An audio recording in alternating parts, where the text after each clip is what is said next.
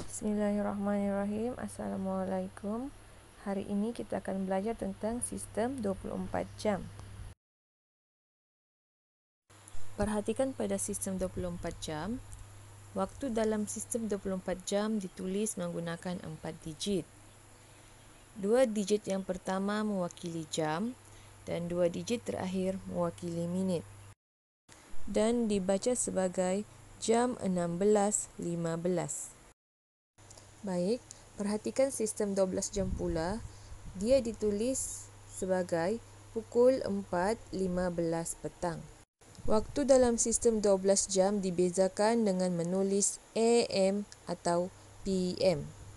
Apabila ditulis dalam perkataan, PM digantikan dengan perkataan petang. AM merujuk kepada waktu selepas tengah malam hingga sebelum tengah hari atau disebut pagi. Manakala PM pula merujuk kepada waktu selepas tengah hari hingga sebelum tengah malam atau disebut petang. Baik, sekarang kita perhatikan hubungan sistem 24 jam dengan sistem 12 jam. Gelung berwarna kuning mencatatkan waktu dalam sistem 24 jam, manakala gelung berwarna biru pula mencatatkan waktu dalam sistem 12 jam. Gelung masa ini boleh digunakan untuk menukarkan sistem 24 jam kepada sistem 12 jam ataupun sebaliknya.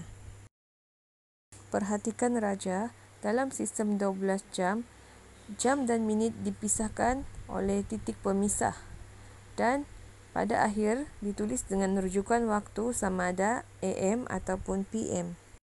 Manakala dalam sistem 24 jam tidak ada titik pemisah dan menggunakan 4 digit. 2 digit pertama mewakili 24 jam sehari dan 2 digit terakhir mewakili 60 minit sejam. Sistem ini mengelakkan kekeliruan masa yang sama. Untuk menulis sistem 24 jam, wajib menulis perkataan jam sebelum menulis 4 digit. Perhatikan soalan, apakah waktu jam 12.45 dalam sistem 12 jam? Sebelum pukul 1 petang, digit jam dan minit tidak berubah. Hanya tulis PM sahaja di hujung untuk membezakan pagi ataupun petang. Seterusnya, tukarkan jam 22.30 kepada sistem 12 jam. Cara 1, kita boleh gunakan gelung masa dan perhatikan waktu yang setara.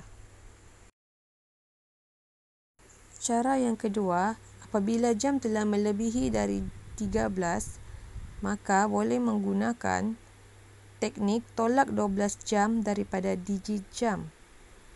Digit minit tidak berubah dan kemudian tulis PM. Perhatikan soalan ini, jam sifar 45 ditukar kepada sistem 12 jam. Jam sifar 45 ditambah dengan 12 jam, kemudian tulis AM. Kenapa kita tambah 12 jam? Kaedah ini hanya diguna pakai untuk sistem 24 jam yang bermula dengan jam sifar-sifar sahaja.